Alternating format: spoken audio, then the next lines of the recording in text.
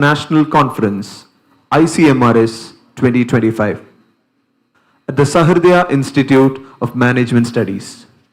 Today, we gather to embark on a journey of knowledge sharing and collaboration as we explore the exciting frontiers of management studies. To commence our program, let us take a moment to invite peace and blessings into this gathering with a prayer by the Sims Choir. I kindly request everyone to rise for the prayer.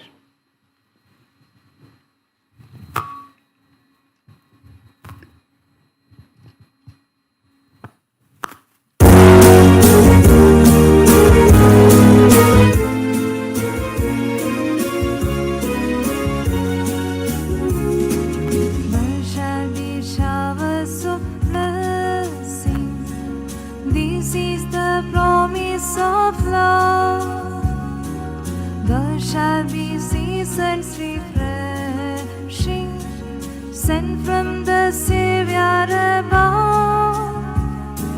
Showers of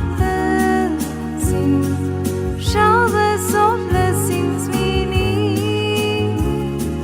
Mercy drops round us are falling, but for the showers we plead.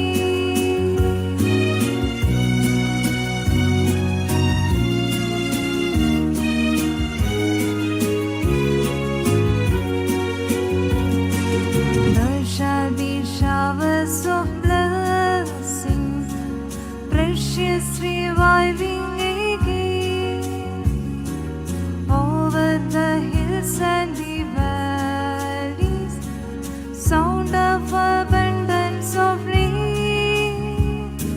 Showers of blessings, showers of blessings we need. Mercy drops round us are falling, but for the showers we plead. I request everyone to kindly be seated.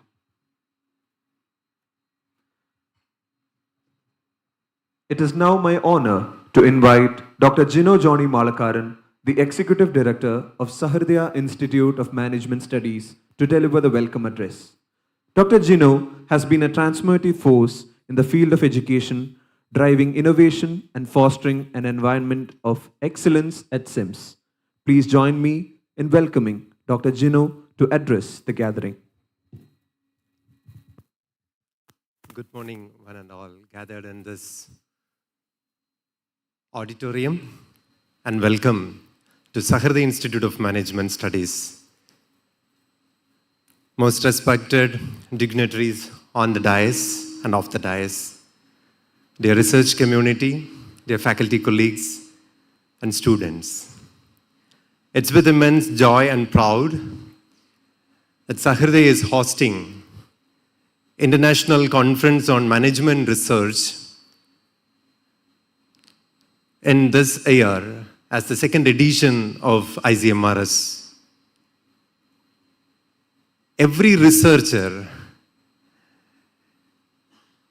is adding value not just to the world of academia, but to the world of industry for the betterment of human life and society.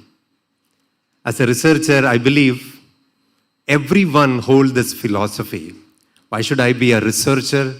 I definitely there on this earth to add value to the life of many in different aspects. Maybe we may be doing research on different areas, our topics will be different, the methodology will be different, the contribution will be different, but end of the day we are all one in one way, that we are all adding value to this world. Researchers would easily understand that in every paper, towards the end of every research paper we write, or the thesis that we write, there is one small area which is titled as limitations of the study. How much in depth that you could travel in the world of your research, that much of surety is there when you say, I've done so much of things, but I also understand this is the limitation of my study, where you suggest this limitation can be viewed by another researcher, and we suggest it for a future study. So you see, we are all part of one beautiful journey wherein people were there before years doing something on the particular area of research. They could do a wonderful research, they published, and later another researcher take up that baton and continue that journey, and we are all part of that one beautiful journey. And that's where we say that any research conference is the best moment in the life of a researcher, where we all come together as a research community and share our knowledge and say, okay, this is what I'm doing, but there is some sort of limitations, and hence somebody can look into this part of this research and continue this journey where we actually partake in a relay competition. So with this note, I humbly welcome all the special guests of the day. We have Dr. Vinitha Guptan, Vice Chancellor of Saito University, Malaysia, to inaugurate this conference. And a couple of months back, when we took our students to Malaysia, myself and Dr. Dhanya Alex had got an appointment with Dr. Vinitha, and we do thankfully remember Professor Selvaraj for connecting us. And in the very first meeting, we could realize that there is something inside both the college officials wherein we found a chance or a potential of connecting each other for a greater good. There in Saito, there are many researchers, especially people who are very closely working with different industries. And here we have in Sahrdaya, there is a faculty group who are very eager about the research work. So we were actually discussing some aspects wherein we can collaborate and work together. And as a fruit of our discussions today, Dr. Vinitha is here to inaugurate this function, and on behalf of everyone, I welcome Dr. Vinitha Guptan to this conference opening. We have Ms. Sujata Madhav Chandran. She is currently heading Strategic Initiatives Analytics, Tata Consultancy Services, Kerala. So TCS is one of the best places everyone would love to work. I do remember the work culture of Tata Group, which has been shared by the HR immediately after the terrorist attack happened in Mumbai Taj Residency. This session I attended while I was doing my MBA at Rajagiri. And we were all invited to the Taj Residency at Cochin. And the HR manager who was heading the HR department of Tata Group, and he was sharing that experience of terrorist attack and the way the Tata people dealt with that situations. How did they take care the employees as well as the guests, and the kind of values they uphold throughout that process. So knowing and listening to all those officials, and also taking many of the experiences of our own students who are working with TCS and our colleagues, we greatly appreciate the work culture of Tata Group, and that is one reason I believe Sujata ma'am is associated with TCS for a quite long period of, quite long years, and she's very much in the active leadership of TCS. Ma'am, today when you are here for this opening ceremony of this international conference, we do believe that as academicians, as students and faculty, we are here learning many things related to management, and we are doing research, and all these things should be translated to an industry, and of course that industry must be one powerful hand of any academic institutions on their way in contributing to the betterment of the society. And with this note, we welcome Ms. Sujata Madhav Chandran to this inaugural ceremony.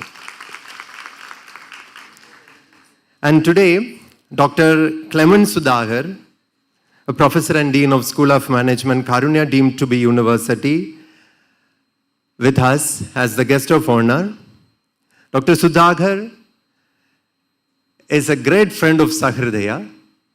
The reason, and the very important reason, that we do have a collaboration with Karunya University, Coimbatore, and the very idea of collaboration has been very pleasantly taken up and signed the MOU, and today we believe we could actively continue that memorandum of understanding. Many of the times we know that many institutions sign many MOUs and MOAs, but many of such kind of agreements not been continued or translated to action.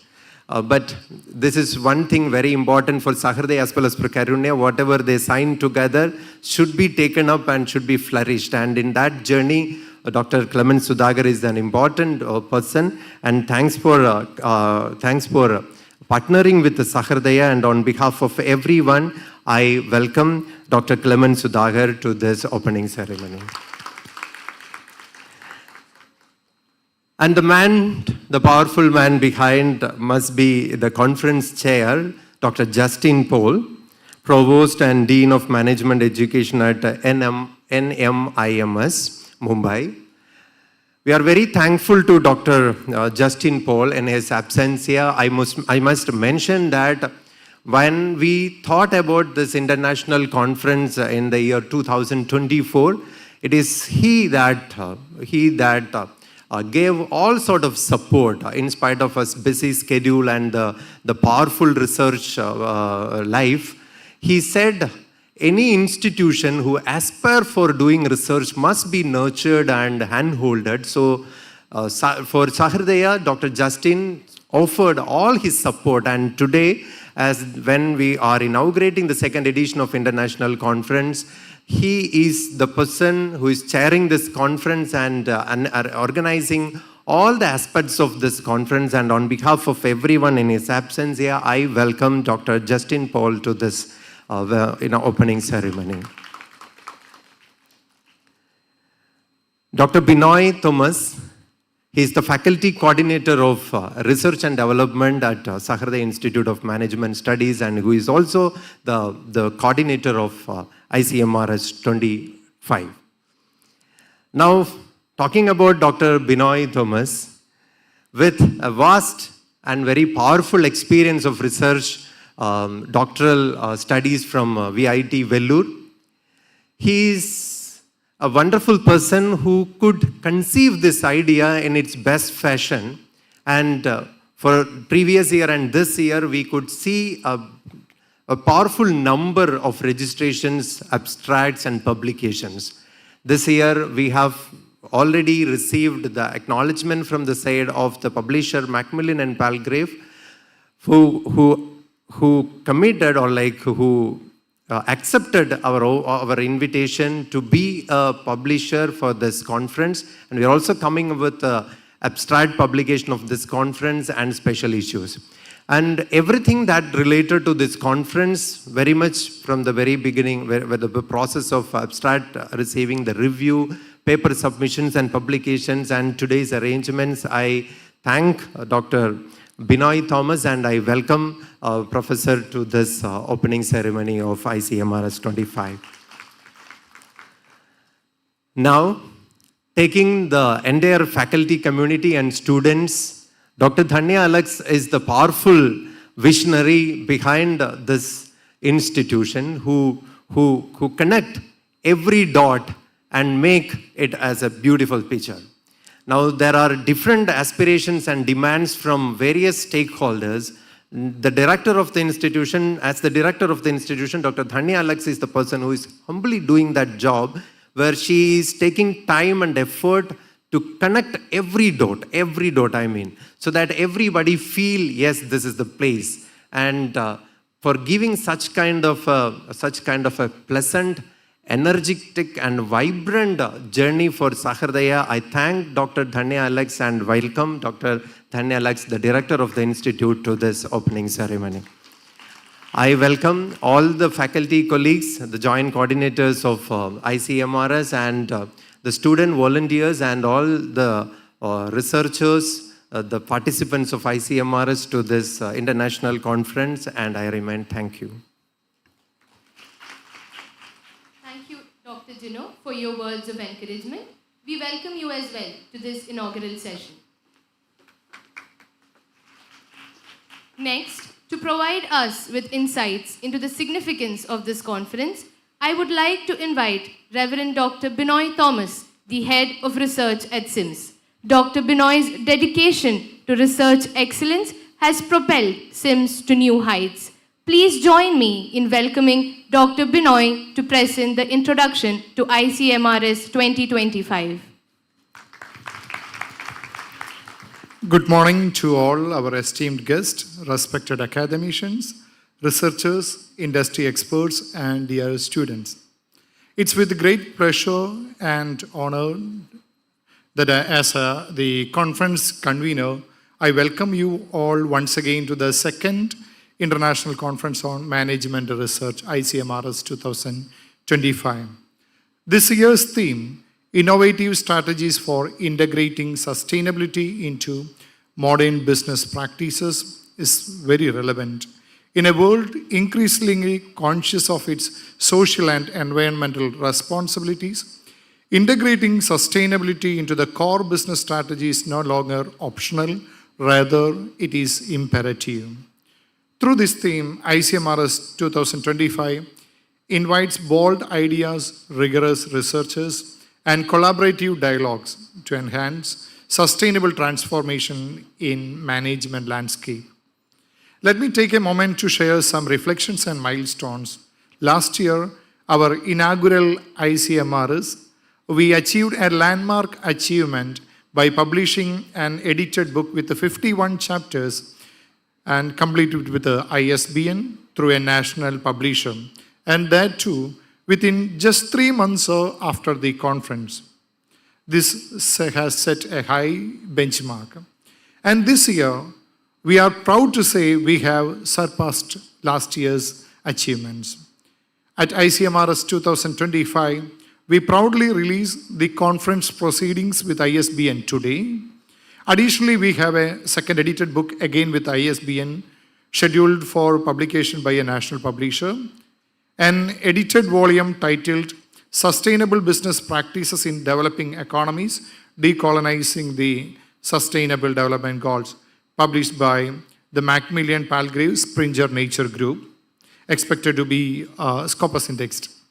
And our institution's own new academic journal, the Sahrdaya Journal of Entrepreneurship and Management Research with ISSN. We are also deeply committed to support our participants in publishing journeys. We assist them in identifying suitable Scopus indexed and ABDC journals and help and facilitate effective communication with the journals, even though publication outcomes cannot be guaranteed. This, we believe, adds a long-term value to the academic and professional pursuits. ICMRS 2025 today, it's not a just conference, it's a launch pad for impactful research and sustainable business thoughts. With over 150 research paper presentations across 9 specialized tracks, 21 interactive sessions, and 2 inspiring plenary sessions, this year's conference is larger, more diverse, and more globally engaged than ever before. We are honored to welcome participants from premier institutes all over India and also from abroad, contributing to a vibrant international research dialogue. We gratefully, at this moment, acknowledge our proud partners, Karunya University, Coimbatore, and Saito University, Malaysia. I take this opportunity to acknowledge the contribution of all SIMS faculty members and the staff members, especially Professor Noel Wilson and Chinchu Chandran, as the joint coordinators of this ICMRS 2025, and also Professor Tony C. Matthew as the editor of conference proceedings. Also, I express my heartfelt gratitude to all the session chairs, paper presentators, and volunteers and organizing committee members who have worked tirelessly to make this conference a great success. Thank you, and once again, welcoming all to the ICMRS conference. Thank you very much.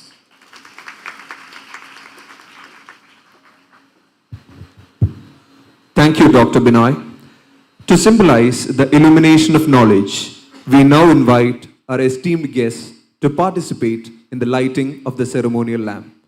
This is a cherished tradition that marks the beginning of enlightened discussions and discoveries. I kindly request all the esteemed dignitaries to come forward for lighting the lamp.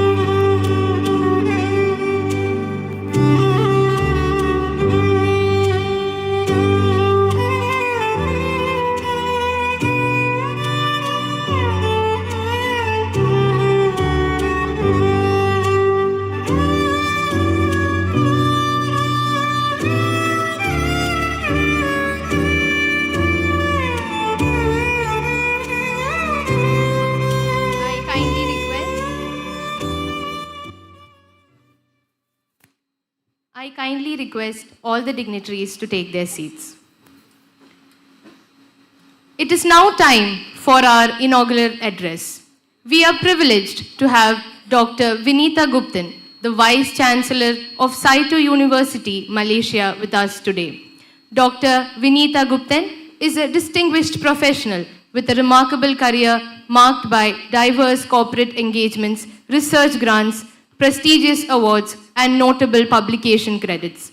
With a passion for empowering individuals and teams, Dr. Vinitha leverages coaching, mentoring, and feedback to unlock potential and harness diversity. Committed to excellence and continuous improvement, she has fostered productive partnerships and strategic alliances, consistently upholding the highest standards of work ethics. With a vast skill set and unwavering dedication, Dr. Vinitha drives performance and supports stakeholders with utmost enthusiasm and expertise. Please welcome Dr. Vinitha to the stage. Good morning, everyone. I'm going to take the first couple of minutes to really thank very important people. I'm going to start with Father Gino. Thank you very much for allowing me to come. Danya, Dr. Danya, who I put her through a lot of stress because I only confirmed my travel just last week, so I apologize for that. Dr. Binoy, Father Binoy, thank you for coming in the midnight to pick me up yesterday. Sujata ma'am and Dr. Clement, thank you for sharing the stage with me. To all those involved in preparing for the conference, well done. To all the researchers who have taken time to come and actually test your research. I think that is the most commendable thing. And just a quick advice, take all comments positively. As Father said, this is a journey. So I am really, really happy to be here, and thank you everyone for allowing me this opportunity. So very quickly, I'm going to tell you a little bit about my university, since we are the academic partner. I run a university with about 4,500 students, and they all come from the underserved and marginalized community. So I don't have students who come from very wealthy families. They all come from families that think education can wait, right? So we don't have people who apply into our university. We go and look for them, and we tell them how important it is to have education. That's really our role. And all our students have to work and study. We run 6 shifts of classes, because if you work in the morning, you study at night, or in the afternoon. If you work in the afternoon, you study in the morning. So our focal point in timetabling is a student, right? So we work around the student. So that's the model the university runs on. We've been around since 1988, so we've been doing this for a long time. And it is hard work to run a university like that. As Vice Chancellor, most of the time I have to go to villages and I have to go to houses and convince not only the student, but the mother, the father, the grandfather, the great-grandfather, whoever lives in that house, that they have to send their child to study. So it's quite an interesting model, and that's what I'm going to share with you all today. And all our research is grounded in that model, right? So today I'm going to talk about transforming management education for underserved communities through innovation and empowerment. So you see the first picture up there are students in uniform body. So we run the largest law enforcement program in the university, and I'll tell you why. Because if you come from a poorer family or marginalized, the safest job to have is a government job, right? So that's the model that we use, so that they would be employed and they would get a pension at the end of the day. And the picture at the bottom is really where my students come from. So these are the places I will go to most days and enroll students, right? So that's me on a normal day. When they allow me out of the university, I get to wear a coat. But most days, I look like that, right? So basically, how we run education and how our research is grounded is really values-driven, right? To us, the education we see today, where students can spend 3 years at a university, no longer exists. Because what is important for the group that I serve is food on the table. So if you tell them your child has to come out of the village and spend 3 years in my university, they will tell me, please go off. So every student that comes to the university has a job to sustain and send money home. So that is how we bring in students. And everything that we do must be values-driven, right? This conference, you would hear a lot about innovation, technology, etc. I want all of us to remember that I think what is most important is the fundamental values in anything that we do, right? So we ground ourselves in values, and it must be affordable and accessible. The tuition fees the students, actually most of the students don't pay, it's government funded, but very little. And what we do needs to be meaningful and impactful. And that's the only way you can sustain a business. And I call this university a business because we still make money.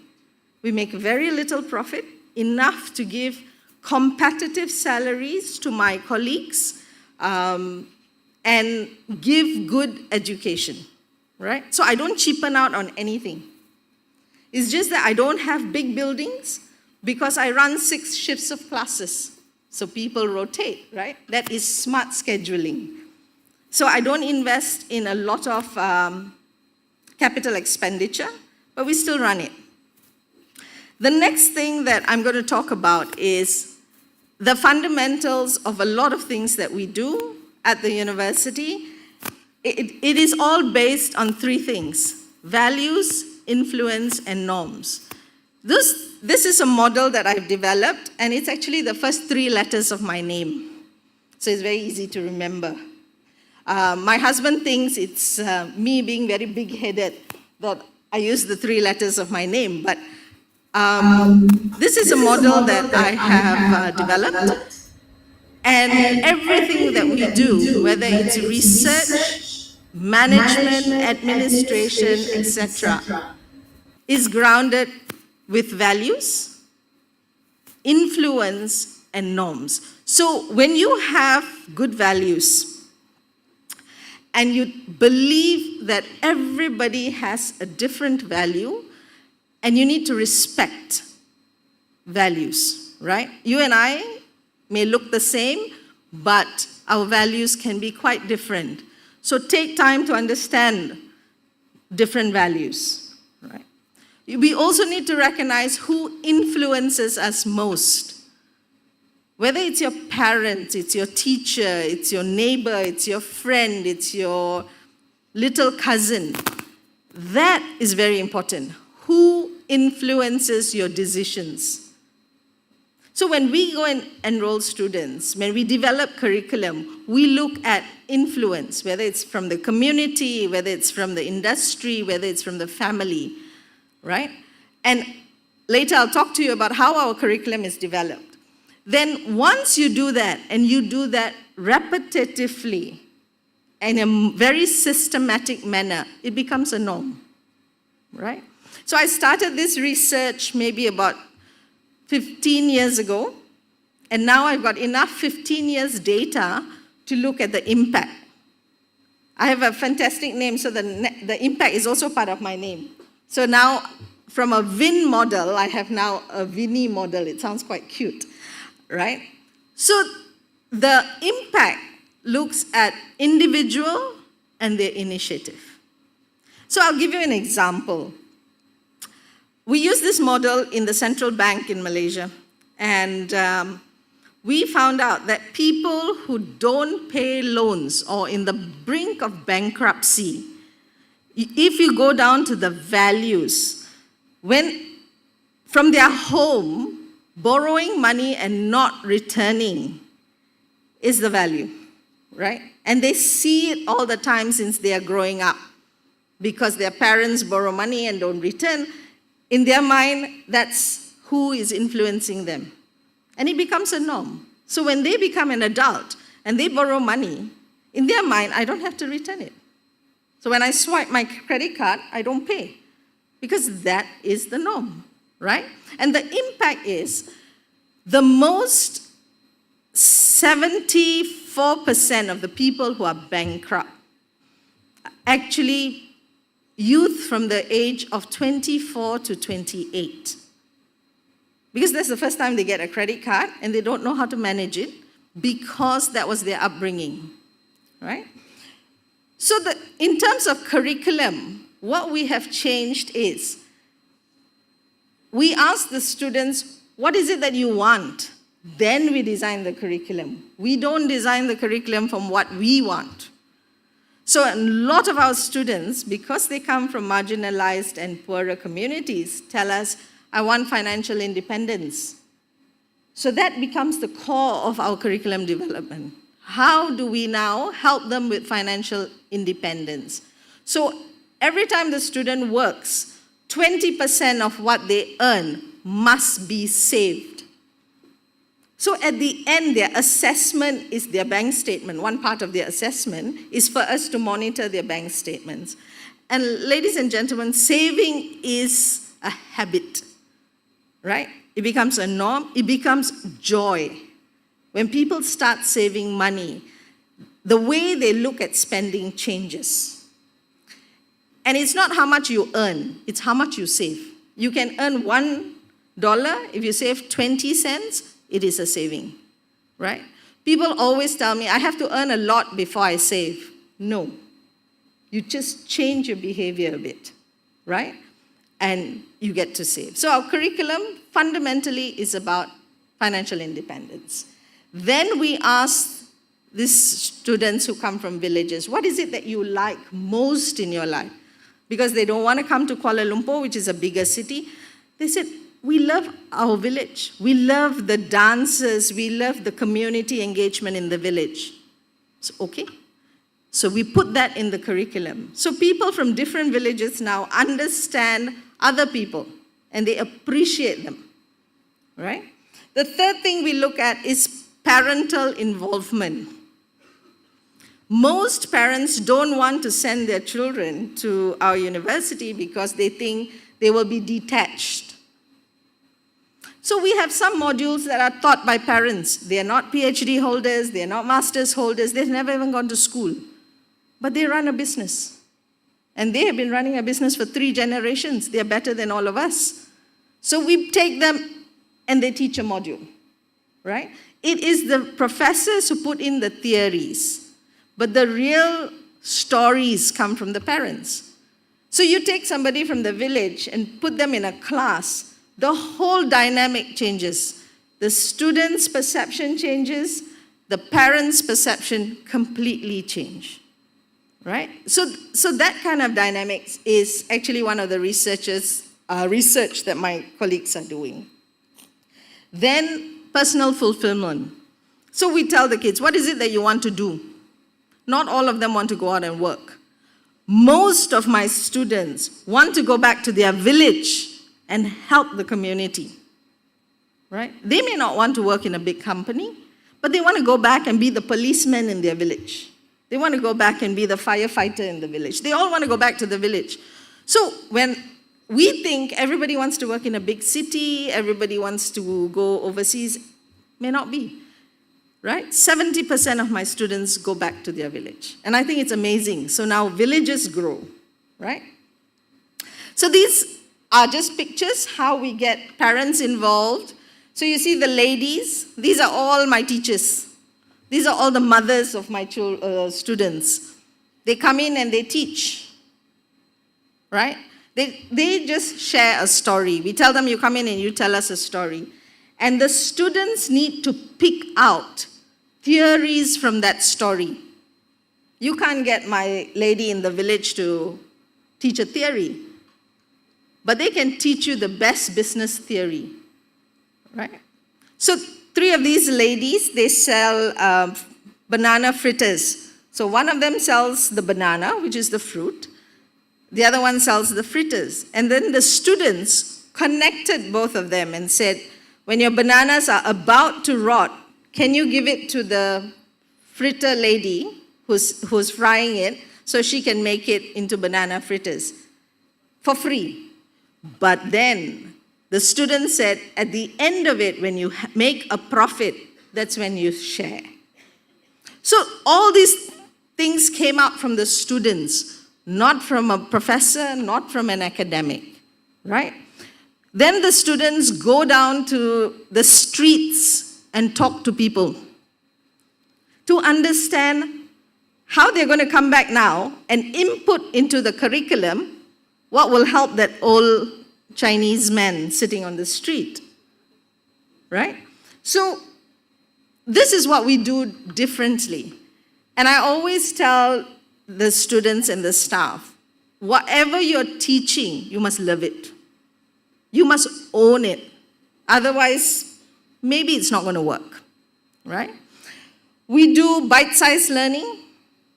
So students go and talk to someone, and that's their learning for the day. Don't have to sit in a class for 2 hours. No need, right? Because you sit in my class for 2 hours, 10 minutes you're awake, the rest of the time you're asleep. So you're laughing, so that happens. So, and we go to the villages and we teach. So for us, education doesn't happen only in the classroom, it happens everywhere. And I think that is the most important thing that we want our students to know, that whichever profession you're in, that's where the learning happens. And it's your job to understand how helpful you can be to the community, then use your knowledge to structure programs. So we are now doing it for the Malaysian Productivity Council, where we put academic into the industry. Exactly this model now is replicated. The industries, we talk to them, we talk to the operators, machine operators, mechanics, come up with onboarding programs for them. Then we accredit the programs, right? So it's just flipping it a little bit. And this is my last slide. I just wanted to tell you that this is the number of lives that we have touched in one cohort of a project, right? One cohort has maybe about 140 students. We had 145, 140 sustained the program. We measured every touch point and every impact that the student had. So in a 140 student cohort, we managed to impact 295, almost 300,000 people, touch points. So if you can measure that, any researcher will just, swim in joy because you got so much data points. So everything that we do actually impacts another individual. So if you're looking at really measuring impact, think about it from the community and how your work actually supports the community. So I think with that, I will be doing a disservice if I don't thank my colleagues. And they are the real impact makers, because all of us spend at least 80% of our time outside the classroom doing things with communities. And it is not easy to get colleagues who believe in that, but I have an amazing team. So kudos to my team. The university is sustaining very well. And with that, I think I'm done with my 15 minutes. Thank you very much. I hope I contributed something. Thank you. Thank you, Dr. Vinitha. We are honored to welcome our guest of honor, Dr. J. Clement Sudhahar, Professor and Dean of the School of Management at Karunya University, Coimbatore. Dr. Clement began his corporate career in dynamic sales and marketing industry after completing an MBA in 1992, working with prestigious companies. In 1993, he transitioned into the education sector, where he has been an integral part of Karunya School of Management, Coimbatore. Over the years, he has held a range of esteemed positions, advancing from assistant professor to head of department, then director, and now serving as dean. His expertise extends to consumer research. He is also an accomplished writer, contributing articles, case studies, book chapters, and even penning his own books. We invite Dr. Clement for his words of inspiration. Thank you. Well, I'm here as second in order, one down in cricketing terms. Distinguished guests, Team Sahrdaya, esteemed colleagues and researchers, dear participants, both on and offline. I understand that many are online, perhaps watching the live stream. I'm chuffed, mightily pleased to be part of this ICMRS 2.0, because I had the privilege of attending first edition of this ICMRS along with Dr. Justin Paul. Today he could not make it in person, but he should be also witnessing it online from Mumbai. Such an outstanding thought leader of our era. but I'm equally honored to share dais today with these erudite professionals and doyens in the respective fields. I really appreciate and applaud the organizers, Father Dr. Gino Jani, our own Father Dr. Binoy Thomas. Our own has got a meaning because his MBA is from our Karunya University. And Dr. Danya Alex for this wow theme, making India Incorporation, accountable and thereby rendering the nation, thereby rendering sustainability to our nation. That said, India is in influx point, or the point of inflection in terms of SDG, though we are dismally placed at the global level. But at the national level, if you are from Kerala, I should not ask this question. How many of you are from Kerala? Yeah. Oh, majority. Good. Anybody is from Uttarakhand? Uttarakhand? No. Anybody is from Tamil Nadu? I could see few hands. I know that Sahrdaya is very powerful. These lights are overpowering. Hardly I could see the hands, but anyway, I could figure it out. So you can give a big pat on your back if you're from Kerala or Tamil Nadu, that we are on the top of the list as far as SDG points are concerned. So even if it is a Pushpa pat also, you're welcome. You can do that, yes. But lot more to be done. Because there are several red flags for our nation, including being the pollution bowl of South Asia, a dubious distinction, pollution bowl of South Asia, including Bangladesh is, complaining against us, right? So we need lot more to be done at this juncture. Quintessentially, what we need to do, I'll just take 5 more minutes and then, complete my short talk. Well, even as automobiles have or nowadays are coming equipped with ADAS, Advanced Driver Assistance Systems, our country, India needs ACAS, ACAS, stands for Advanced Country Assistance Systems. Advanced Country Assistance Systems in terms of SDG through ESG integration, Sustainable Development Goals, through ESG, Environmental, Social, Governance integration. That is the need of the hour. And nevertheless, we should appreciate our government for bringing in measures like BRSR, Business Responsibility Sustainability Report, BRSR. They made it mandatory for top 1,000 companies in our country. But that is a small drop in the ocean, right? Lot more to be done, Having said that, let me just highlight 2 aspects and leave this session or other forthcoming sessions open for the researchers to take it forward.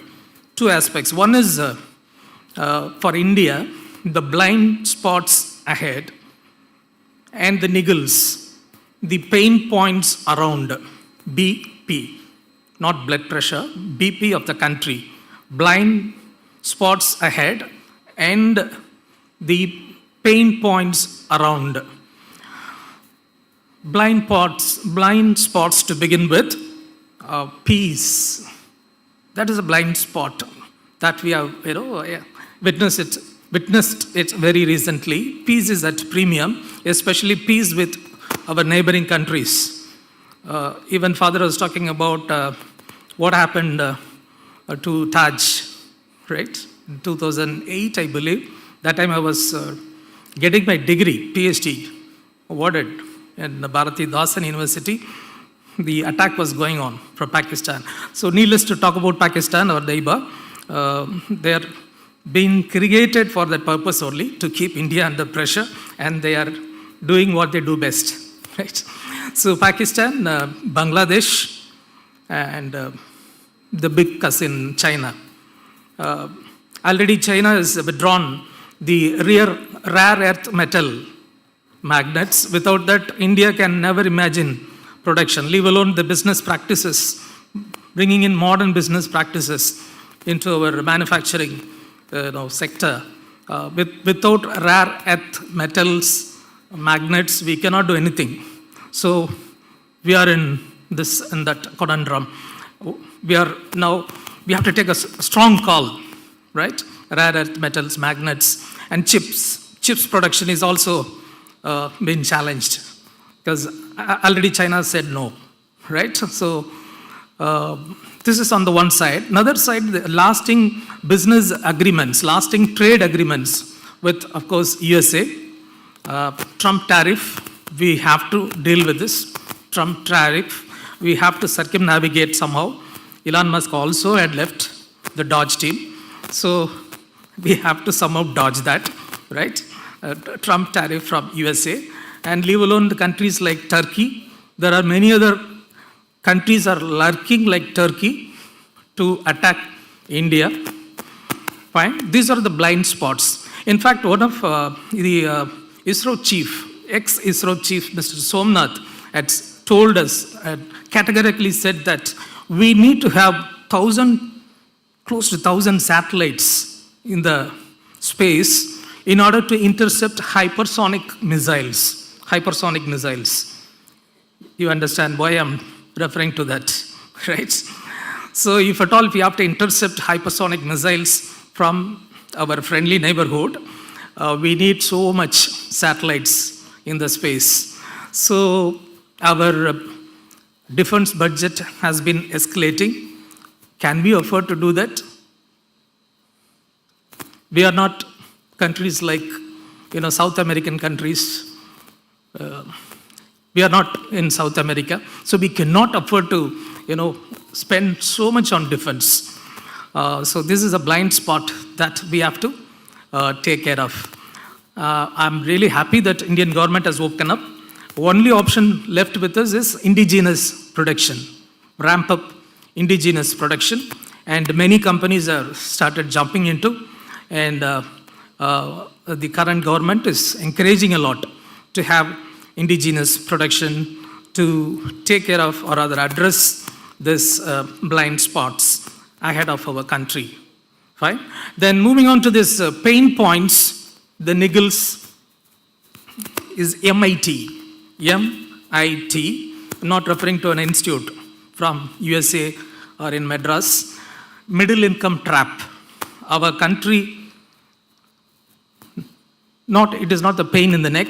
We can even say that stomach ache or stomach pain, that middle income trap. Yes, we are claiming that we are the fourth largest economy just behind the US, China, and Germany, and we are just pushed back Japan and UK as well.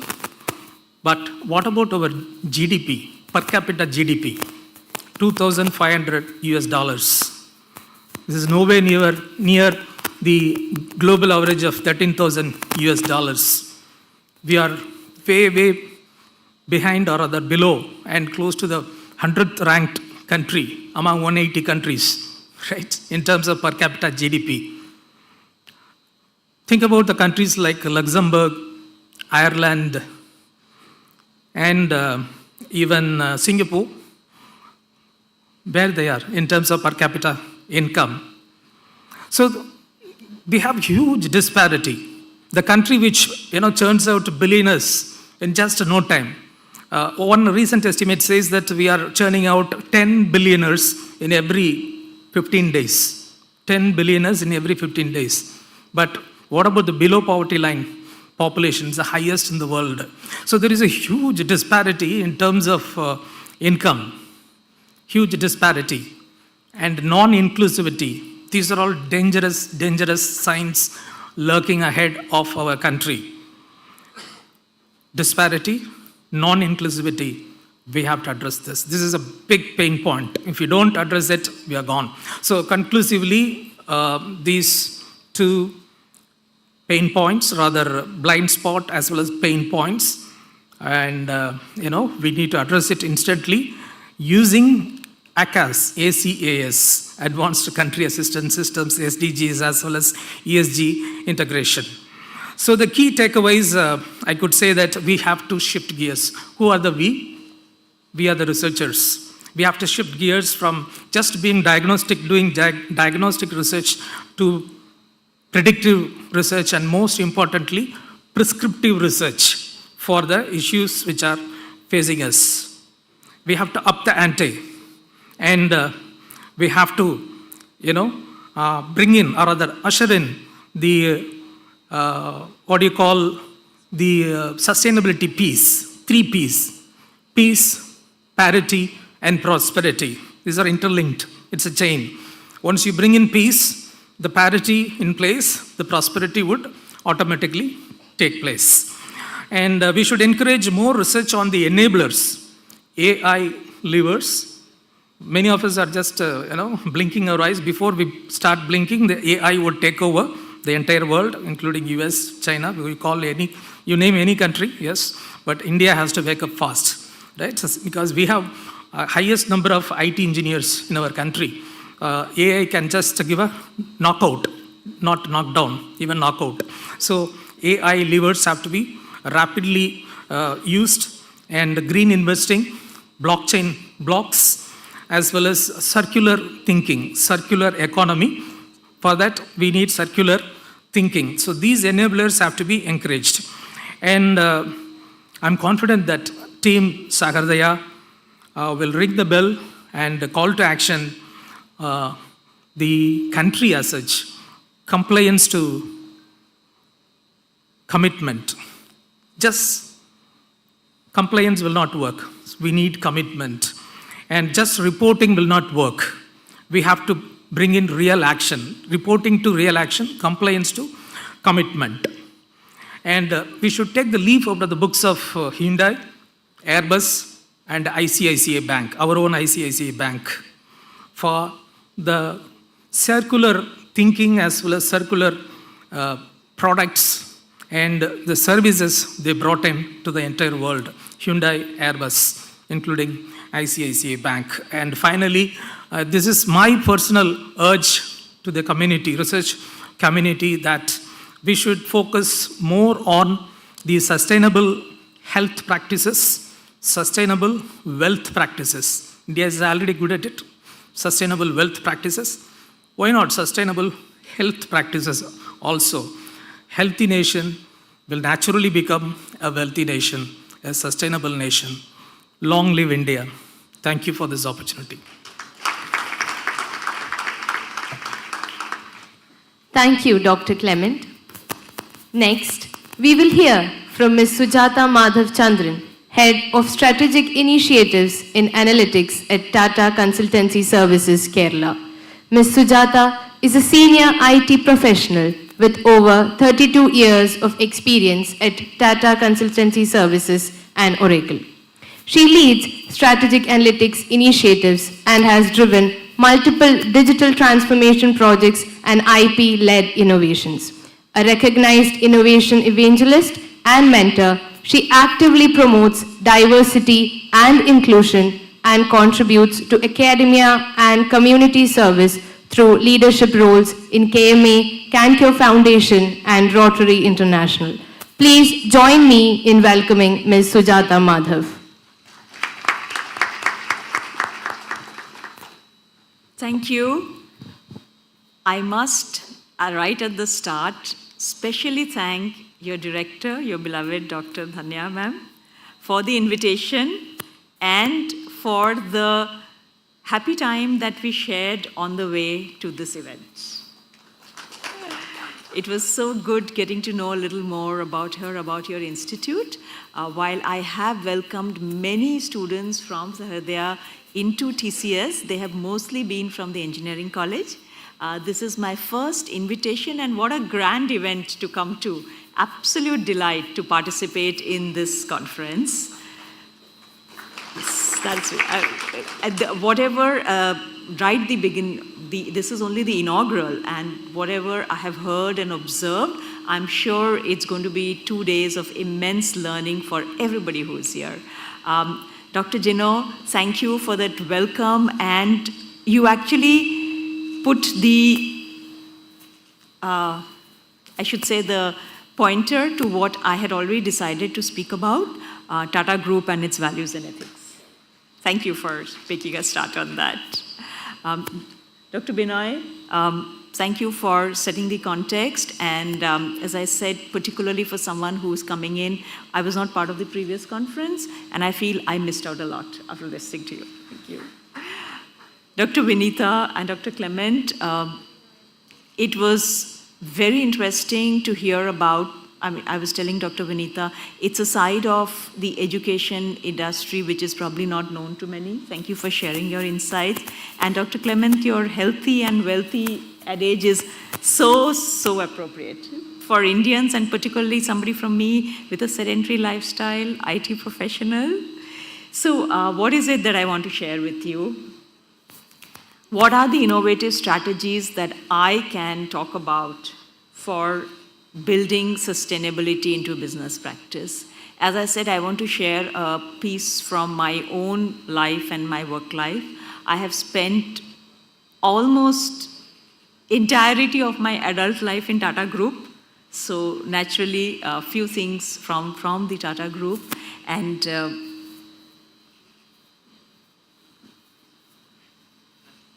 just a moment, let me put this on. It works, we already tested it.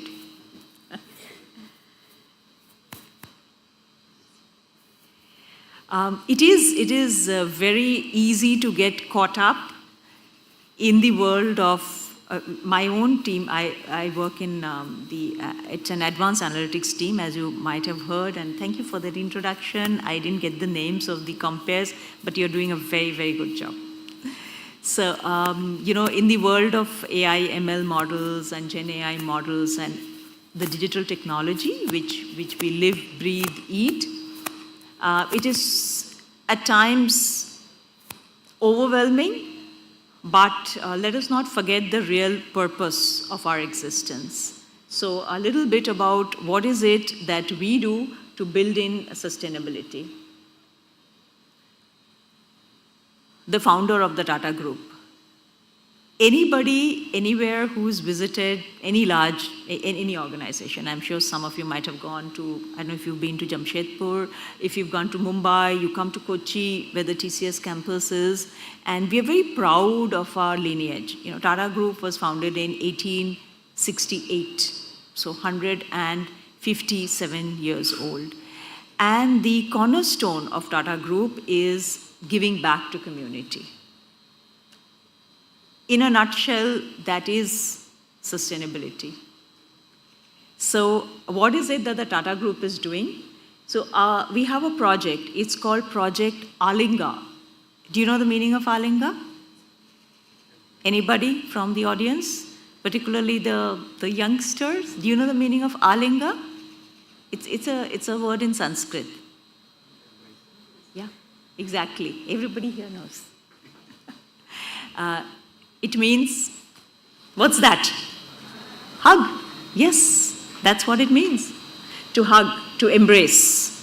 And that's the name of the project that Tata Group has. We need to embrace our planet. So Alinga is about our commitment to ourselves, to our planet, to a cleaner, greener business and life. And it is actually built on these three interconnected pillars. There's a lot of data there. It's a busy chart, but don't worry about reading all of it or even absorbing all of it in a couple of minutes. But I just want you to know that one of the largest conglomerates globally is doing this in a sustained manner, and you would know, particularly about TCS and all the lines of business. For example, about Tata Motors, about Tata Steel. So these are industries which are also counted amongst the most profitable. So it is possible to be profitable and sustainable. And by the end, in another 5 minutes, I want all of you to agree that the only way to be profitable is to be sustainable. And yeah, these are the three broad pillars, as you can see, particularly the last one, biodiversity. I think I heard a little bit about biodiversity, in before this also. Many of our campuses are very proud recipients of awards for biodiversity, even our campus in Info Park. We are protecting the environment as best as possible, along with building taller constructions which are needed for all of us to sit in and work. And this project, Alinga, the statistics that you see on the right, or the outcomes, are actually based on actions of 7 Tata Group companies, which include TCS, Tata Steel, Tata Motors, JLR. Okay, all of you know about JLR? Jaguar Land Rover? Okay. I'm trying to name companies which will be of interest to everybody and sitting behind. So these 7 Tata Group companies make up 99% of the Scope 1 and Scope 2 emissions. So obviously, all of you have studied that it makes sense to attack the larger portions, and that's what we have done, and what you see are some of the results. Okay. So what is Tata Consultancy Services doing? Okay, TCS. I'm sure you have friends, siblings, old students, neighbors, they all work in TCS. You know that we are $30 billion company, amongst the largest global IT service providers. And we also have huge campuses. This is an actual picture of a TCS campus. At TCS, these are some of the outcomes of sustainable transformation. Again, I'm going to just pick on one and talk to you. You can take a look at that, absorb the impact. Sustainable transformation. So at Kochi, TCS Center in Kochi, there is a monitoring system which is real-time monitoring the energy consumption of all TCS campuses in India, particularly India. I'm limiting it to India. And something like adjusting the temperatures based on both occupancy and external weather has led to tangible savings. So in spite of the headcount, right, TCS headcount in the last 7 years probably has changed from 400,000 to 600,000, our energy bills have not grown at the same proportion. It may seem, well, I think that's also a problem with innovation. I wouldn't say problem, but it's a characteristic innovation. Once you solve a problem, it seems easy, doesn't it? It seems like a simple solution. Well, some solutions needn't be simple, but some solutions can be very effective. And this is just one example. Okay, some more of the achievements and standards. There is a sustainability group. There's a Tata Sustainability Group and a TCS Sustainability Group. And in preparation for this session, when I asked about what is the latest, what are the recent awards that we won, because I read about 1 or 2 in releases, and I got a long list. And it includes some of the important industry standards. So for all of you, the students here, you are going to be part of this industry. You are going to be working in organizations which will have sustainability as their top priority. I'm sure about it. Every organization that you work for will. And as a member of an enterprise, you need to be clear that it is the enterprise which is going to be at the building of a sustainable future. So do not think that it's not going to be my responsibility. I'm a team member. It's for my team leader. It's for the vice president of my organization. It's for the CEO. No. Each of us will have to contribute because remember, it's our planet, our future. And as a member of this enterprise, this is all. I will be delighted if this is all that you remember. And I'm sure each of you knows a lot more about the subject than I do. Many of you are researchers. You have already prepared the paper. So I'm giving you the view from industry. But we are convinced that it is the role of the business which is going to ensure a more prosperous, a more inclusive, and a greener future for all of us. So, to be able to shape this future, there are 3 top attributes, characteristics, and here is what you can do. One is, of course, be resilient. When I say be resilient, it also means work, perform in this fashion, so that the organization that you're part of, the organization could be corporate, could be something that you start up on your own. Some of you may go for a career in academics, anywhere, irrespective. I'm using the term enterprise not as equal to corporate. So being resilient means being adaptive. Being able to predict the future, or if not, be able to quickly grasp the changes that are happening around you and devise a solution. Next is, of course, is being innovative. I did speak a little bit about being innovative, and this is a question that I get asked quite often. Both as a participant, I am a participant in many, particularly our annual innovation contest that happens at TCS Group and at Tata Group, and also on a jury member. So the question I get asked is, what is the difference between a good idea and a great idea? Every idea is good, right? All of you who have submitted an idea or participated in any contest did because you had conviction in your idea. Well, this is my view. It may not be the only view or the correct view. But what differentiates a good idea from a great idea is, in one of the attributes, is the impact. So if your idea is impacting a lot more individuals, the community, the society, the lives around you, then it's a great idea.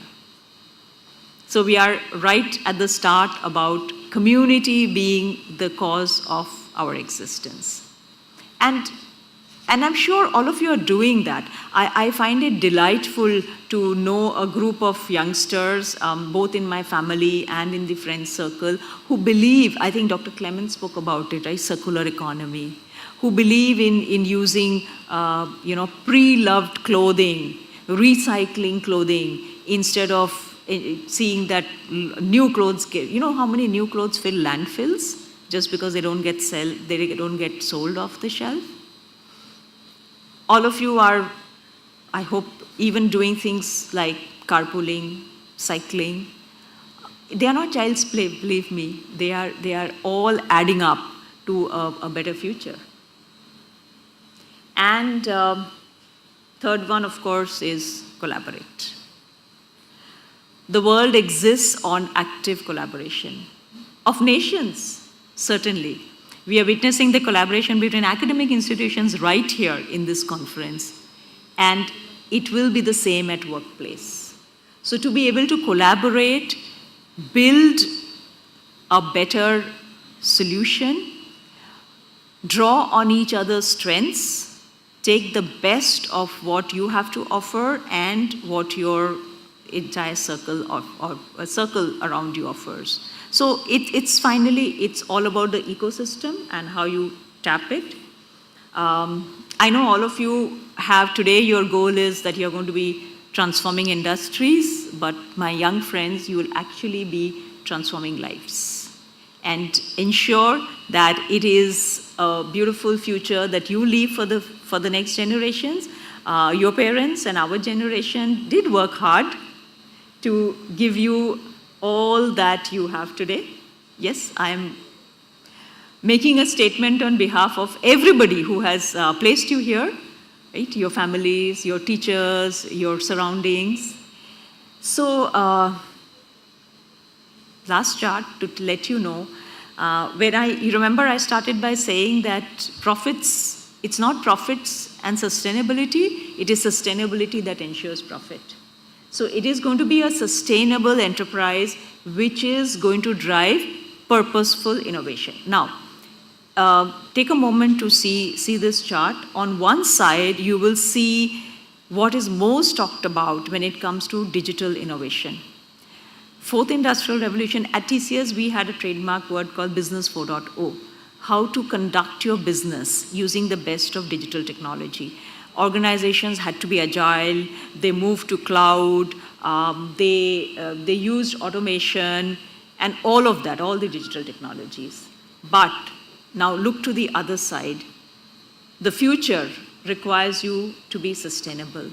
The future requires you to do green skilling, which I'm sure particularly Sahrdaya is doing, and all of you are imbibing it yourself.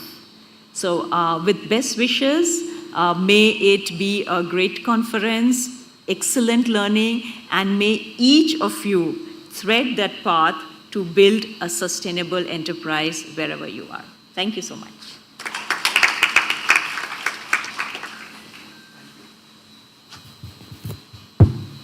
Thank you, Ms. Sujata. Now, we are going to release the conference proceedings of ICMRS 2025. I invite Professor Tony C. Matthew, one of the editors of the book, to share this information. We welcome you, sir. A warm good morning, everyone. Respected chief guest, distinguished scholars and researchers, esteemed faculty members from different institutions, dear participants and my dear students. It's my pleasure to stand before you today at the remarkable International Conference on Management Research at Sahrdaya since 2025. As one of the editors of the conference proceedings, the Book of Abstracts, I'm delighted to present the culmination of months of academic effort, peer review, and collaboration. This book is more than just a collection of abstracts. It reflects the curiosity, the commitment, the creativity of researchers across the areas of management. Each entry offers a glimpse into emerging ideas, practical insights, and the future of our discipline, that the management. I would like to thank all the authors for their valuable contributions, the review team for their academic rigor, and the organizing committee of ICMRS for making this platform possible. So as Father Binoy said, within 6 months, we will release a book with ISBN publication, with an Indian publisher, and an international publication by Macmillan and Palgrave, and an ISSN journal. With great pride, I now invite Dr. Vinitha Guptan, Vice Chancellor of Saito University, Malaysia, to formally release the conference proceedings. And I invite Ms. Sujata Madhav Chandran, the Head of Strategic Initiatives, Tata Consultancy Services, Kerala, to receive the book.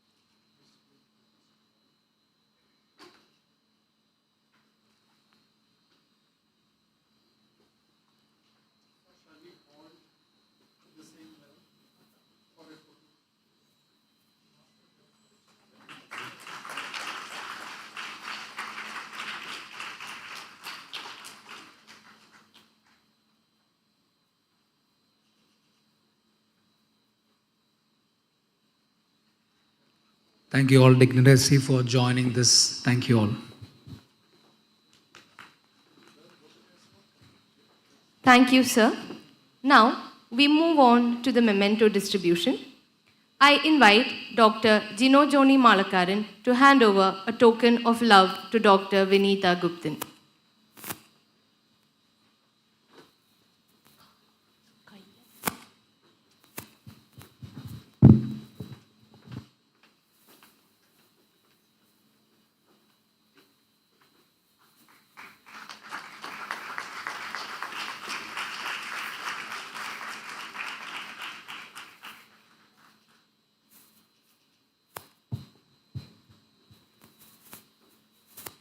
Thank you, Father. Next, I request Dr. Dhanya Alex to hand over a token of appreciation to Dr. J. Clement Sudhahar.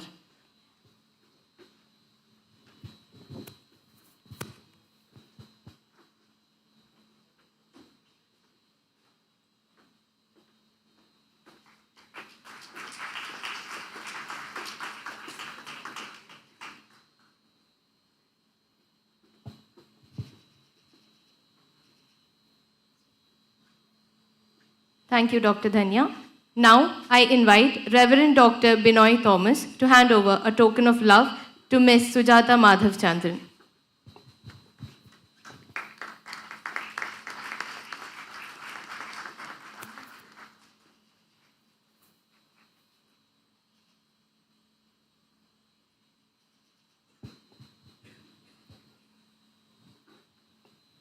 Thank you, Father.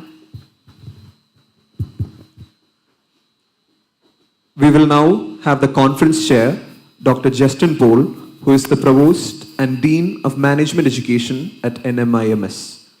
Dr. Justin Paul is a distinguished academic leader and a professor with a triple PhD, including from the University of Brighton and IIT Bombay. He is the Dean and Provost at NMIMS and Professor at UPR USA. He is among the top 70 most cited professors globally. He is a prolific keynote speaker, having spoken at over 200 conferences worldwide and has taught at esteemed institutions like the University of Chicago and University of Reading. Please welcome Dr. Justin to share his insights, who will be joining us online.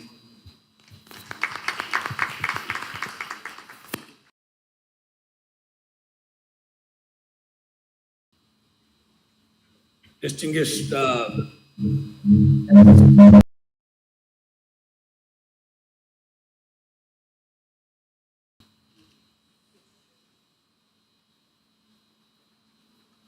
Can you hear me? Yes, Hello? Professor, we can hear you. Okay.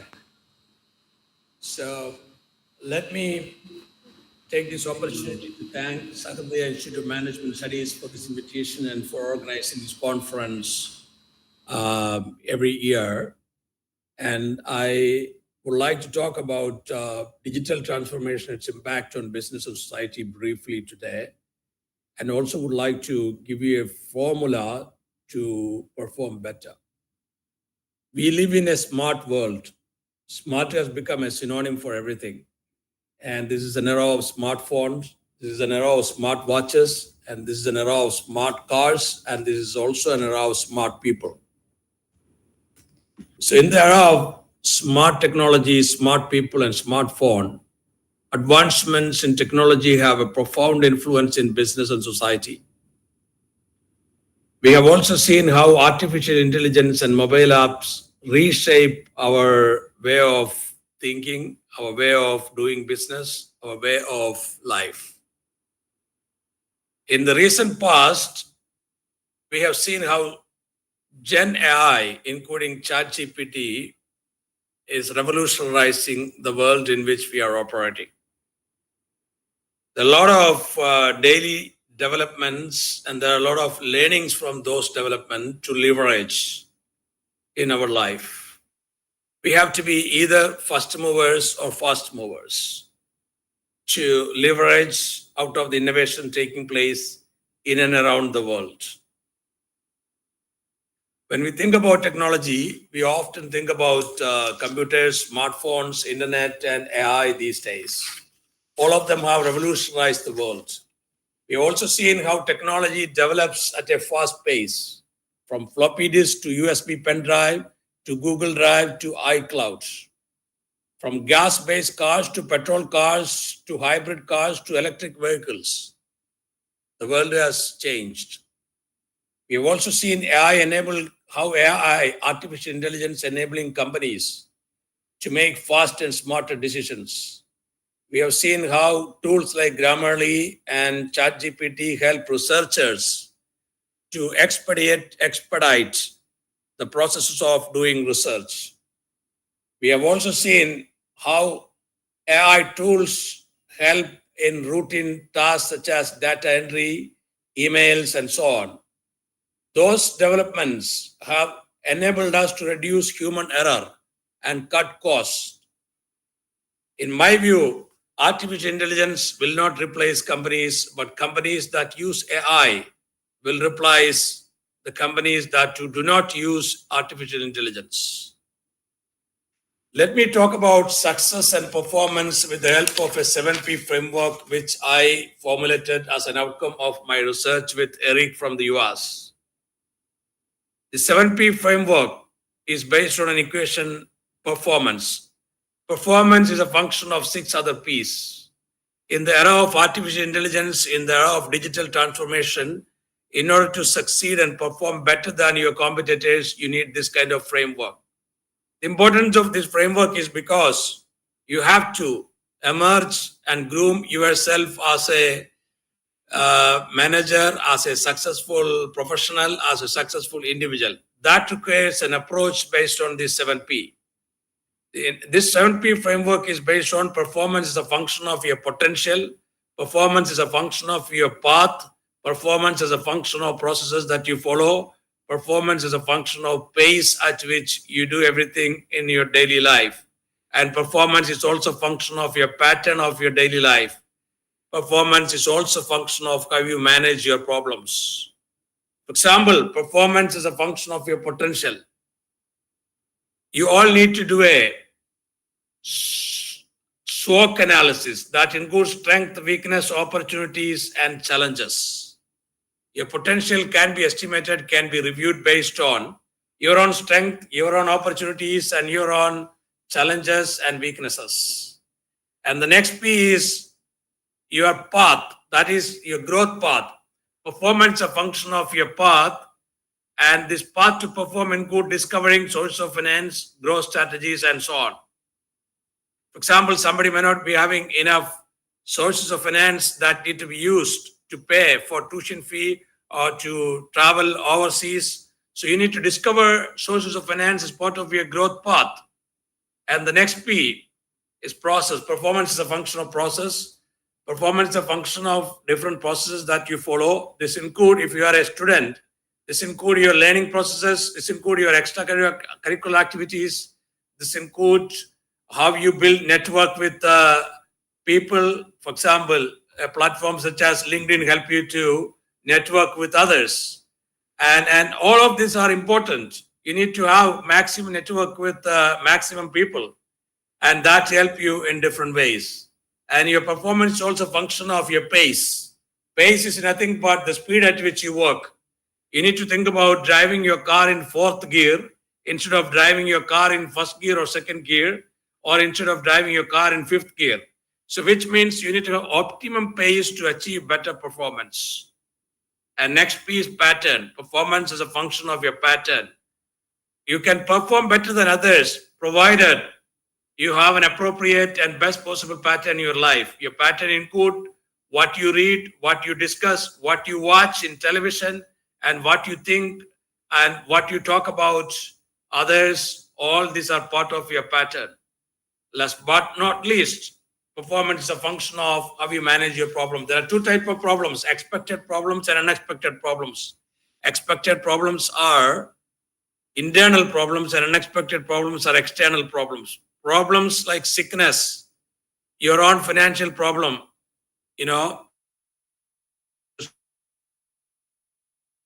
internal problems. but problems arising out of war. Recently, we had a war between two countries, India and Pakistan. Such kind of problems are external problems and unexpected problem. COVID was an unexpected problem.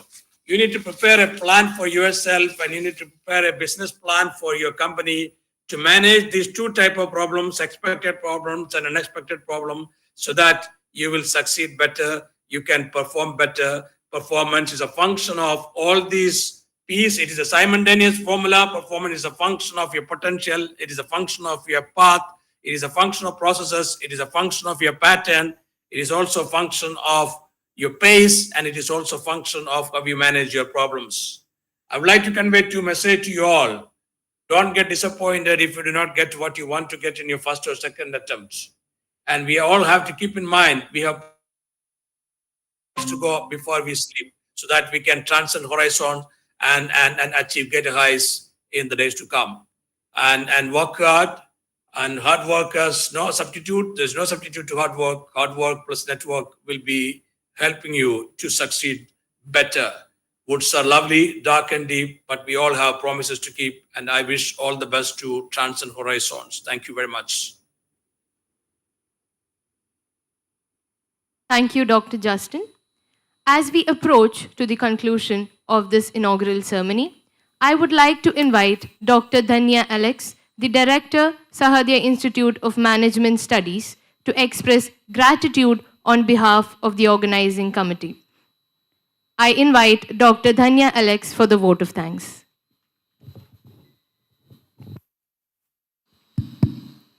Good afternoon, esteemed dignitaries on the dais, my beloved staff members and dear students, and all the researchers who have come here to share their research outcomes.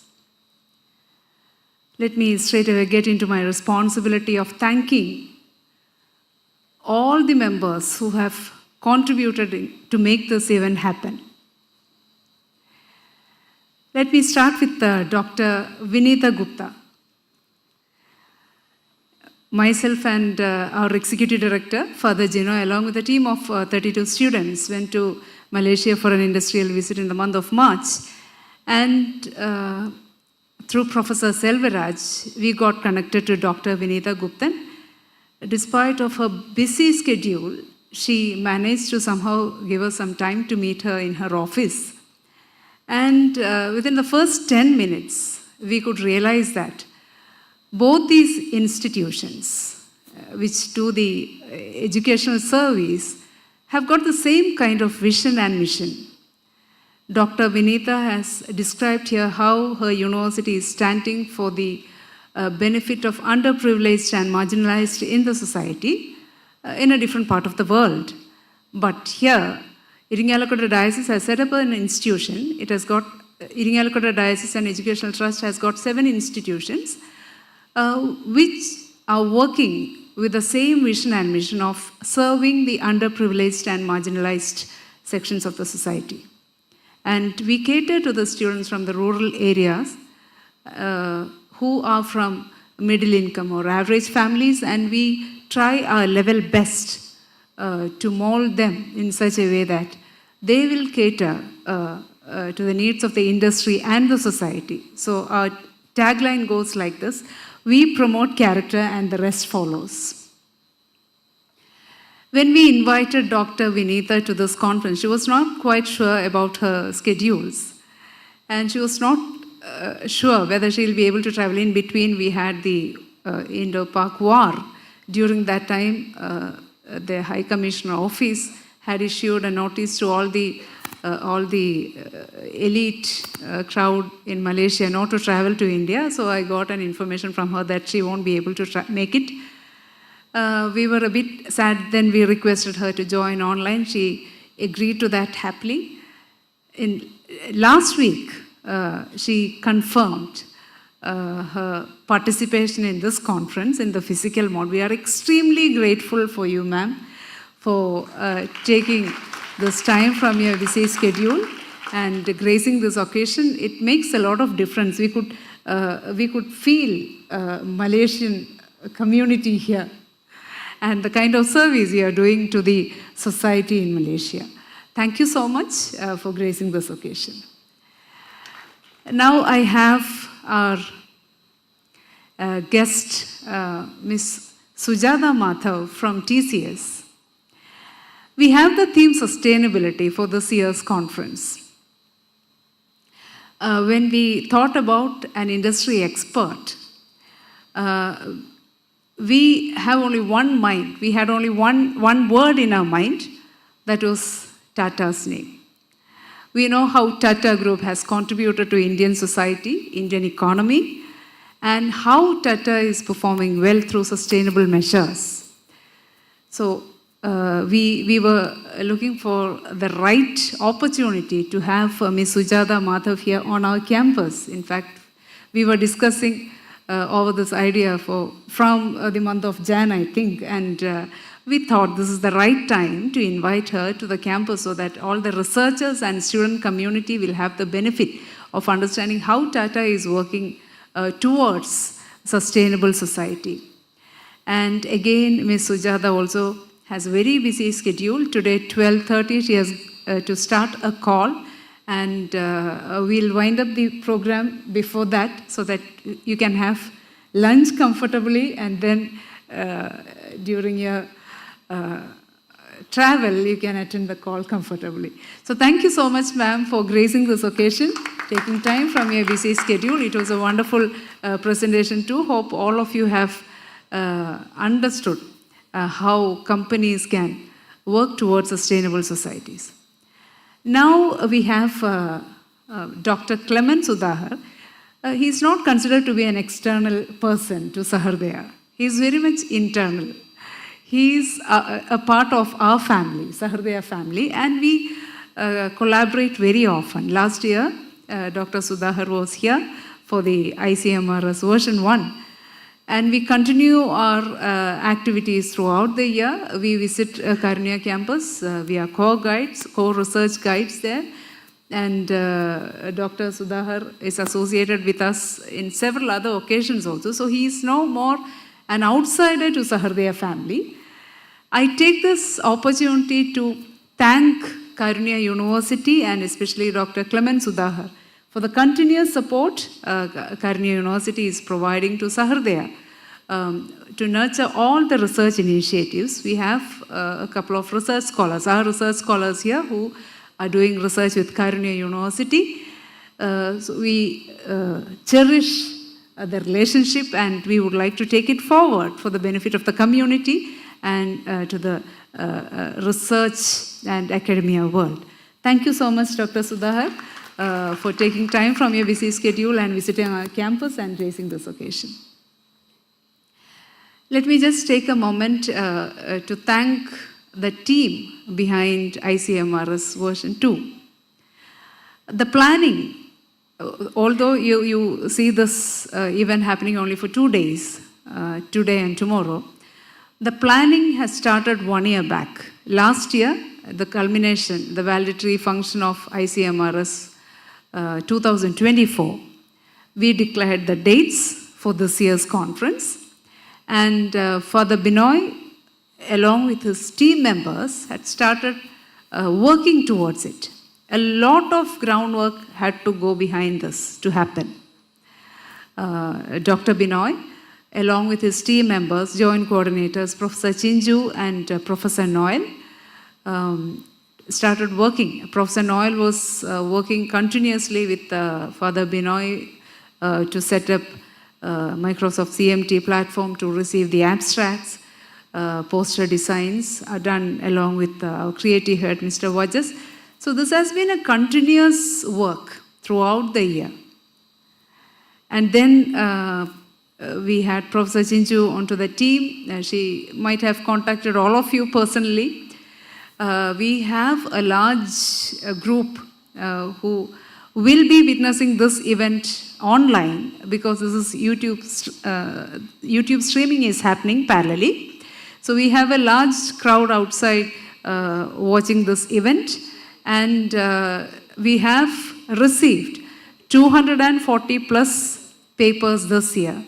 So that means 6 to 7 tracks happening parallelly, online and offline. Today we have 3 offline tracks and 4 online tracks going on till 5 o'clock.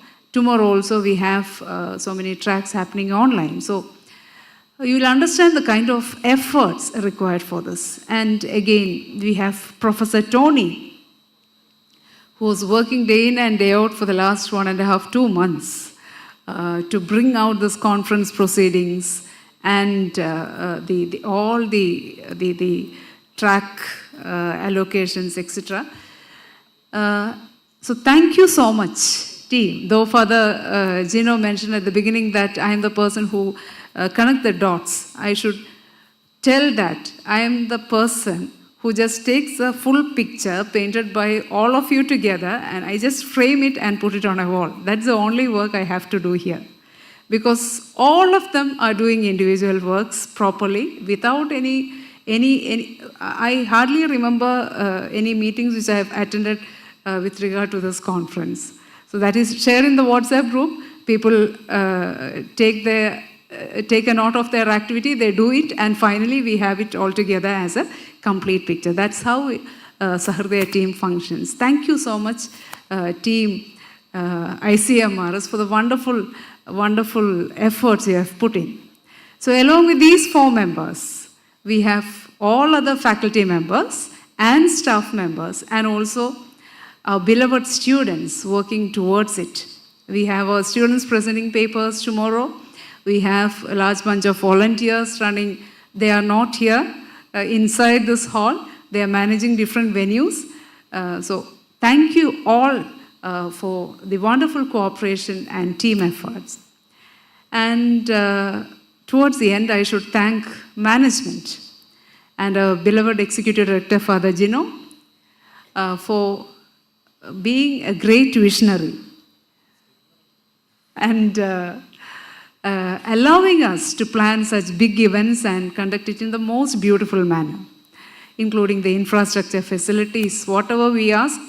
If it is for the benefit of students and the research community, that will be granted by the management.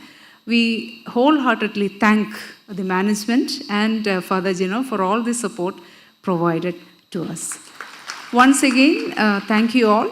I remain. Thank you. Thank you, Dr. Danya. We conclude this inaugural ceremony with the national anthem. I request everyone to kindly rise.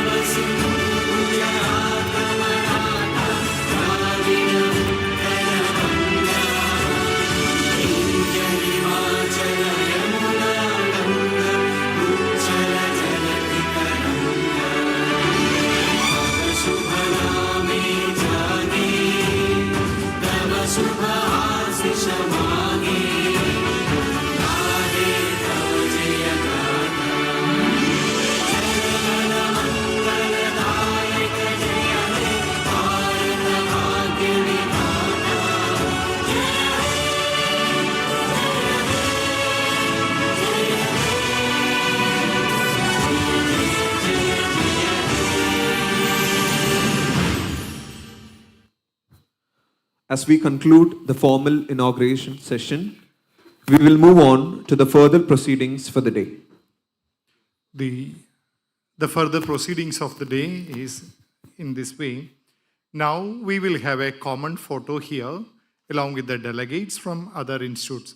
So all the guests and all the participants and delegates from other institutes will have a group photo at first. That will be the first program having.